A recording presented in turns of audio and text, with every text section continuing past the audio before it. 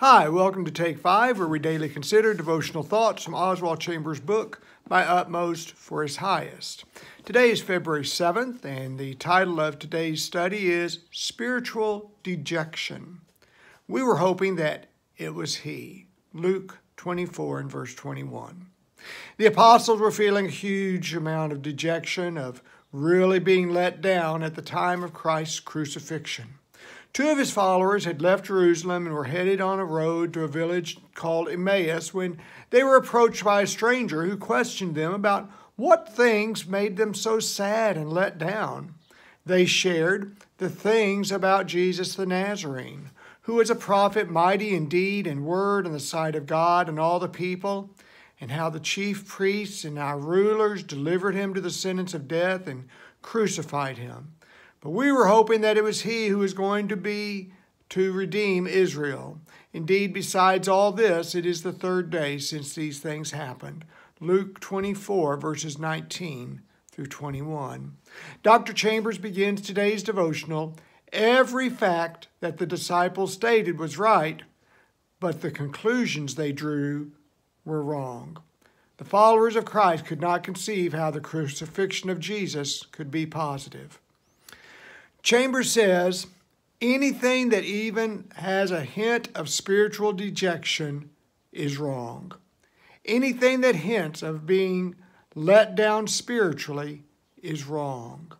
Prepare oneself for Chambers to step on spiritual toes as he goes on.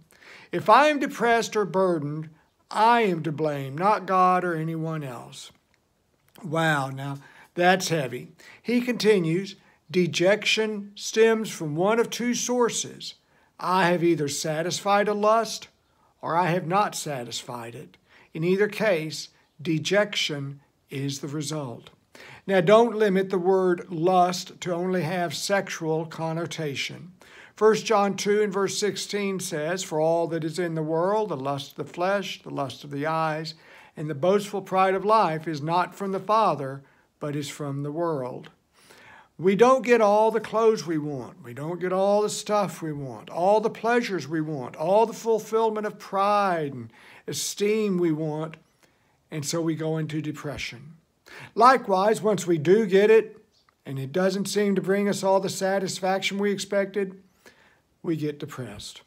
Lust, Chambers says, means I must have it now. And then next he says that spiritual lust causes me to demand an answer from God instead of seeking God himself who gives the answers. In spiritual lust, we are demanding immediate satisfaction from God in regards to what we are asking of him. Chambers states, whenever we insist that God should give us an answer to prayer, we are off track.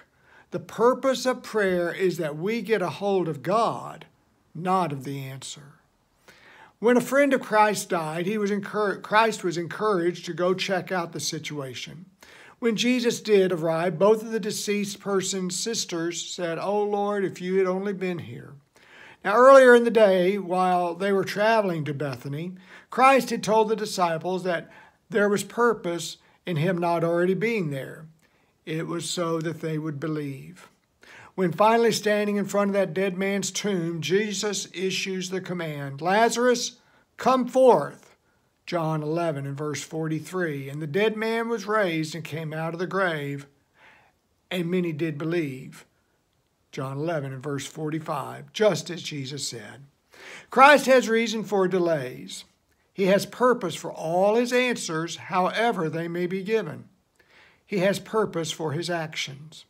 Chambers says all the time God is at work in our everyday events and in the people around us.